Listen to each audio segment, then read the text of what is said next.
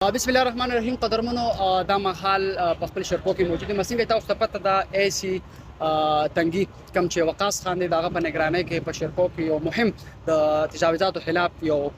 مهم اپریشن دی. دوی نو په دغه اړه خبرې لرو چې آیا دغه اپریشن تاسو هدایت مخکې ورکړو کنه دغه اپریشن एकदम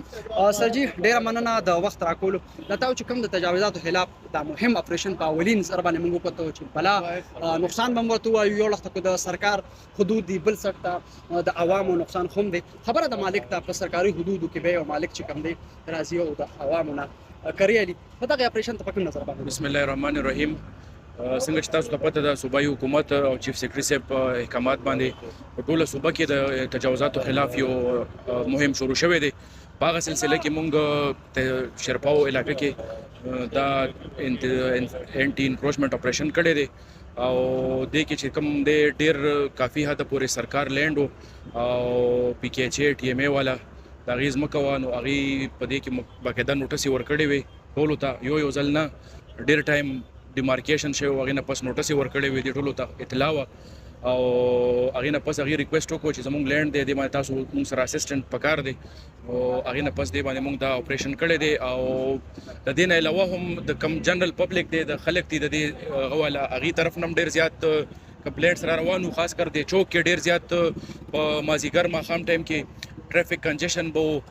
خلکو ته ډېر زیات تکلیف وو نو پبلک هم څو ځله دې باندې کمپلینټس وو نو هغې نه پس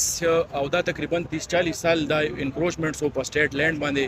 او هغې نه پس دې باندې موږ دا اپریشن کړی دی او دا سلسله چې دا به روانه نور تحصیل کې په ضلع کې چې څومره داسې انکروچمنټس دي هغې خلاف به دا ایکشن رواني. ډیره سر چې وګورو تیر کالم ورپسې کالم چې کوم د دغه شان اپریشن وشي بیا میاشتې مو پات چې کوم د سم نه په قضیه باندې چې کوم د سرکاري حدودو کې بیا خپل کاروبارونه بیا راوځي دا هغې پسې بالکل فالو اپ پکار دی چې انکروچمنټ اپریشن وشي نو د هغې بیا هغه مینټین کول ډېره ضروري ده چې کوم دا کنسرن ډپارټمنټس دي هغې ته هم دا دلته موږ اوس هم ورته ووایو چې کوم چا ډپارټمنټ لیټ دی هغې تاسو دا میک شور کوئ چې دا دوباره دې باندې انکروچمنټ ونه شي نو زموږ به کوشش شي چې کم ځای کې انکروچمنټ دی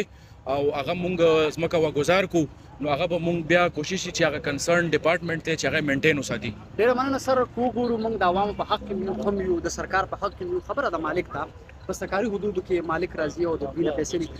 د عوامو حق کې چې وګورو نقصان ډېر زیات وکړو دغه تاسو په نظر کې داسې دا ګوره دا سټیټ لینډ دی او دې ټولو ته پته ده چې دا سټیټ لینډ دی او دې ته نوټس یې هر څه ملو شوي دي خو هغې باوجود هم چې لکه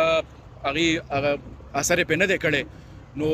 داسې هم نه چې एकदम باقاعده نوټس یې اطلاعګانې هر څه ورته شوي دي هغې نه پس دا اپریشن شوی دی او صوبایي حکومت احکامات دي چې کوم ځای کې سټیټ لینډ یې ځمکه یې لارئ هغه به کولاوئ نو هغې په ایکشن باندې موږ دا کړی دی او نور چې کوم تحصیل کې دغسې نور علاقې دي هغې کې به هم دا رواني. سر جي په اپریشن نوټس کې ستاسو دا څومره ایریا ده په شرپو کې؟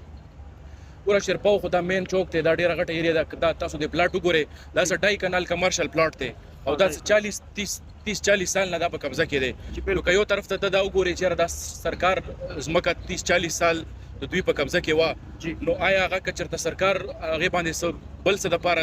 پیسه سرکار ته راغلې وې نو هغې باندې به سرکار نوره څه فایده شوې وې نو که ته دې سایډ ته وګورې چېرې چې دا کم 30-40 سال دا سرکار لینډ هغه کړی دی نو هغې څه ریکوري څه پکار دی نو لکه دا داسې ده چې دا یو شرپاو نه دی ټول تحصیل دی ټول ضلع ده نو هغې ټولو کې داسې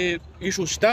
او صوبایي حکومت او چیف سیکرټري صاحب طرف نه کلیر کټ احکامات دي نو لکه هیڅ قسمه بلا تفریق به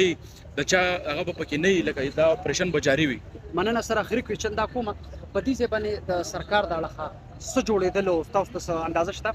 دا وګوره د چې کوم کنسرن ډپارټمنټ دی د ټي ایم ای دی د پی کې ایچ ای دی هغې به کینی هغې به خپل هغه ته ګوري فیزیبیلیټي ته بیا پی سی 1 تیاري چې هغې ته څه سوټیبلي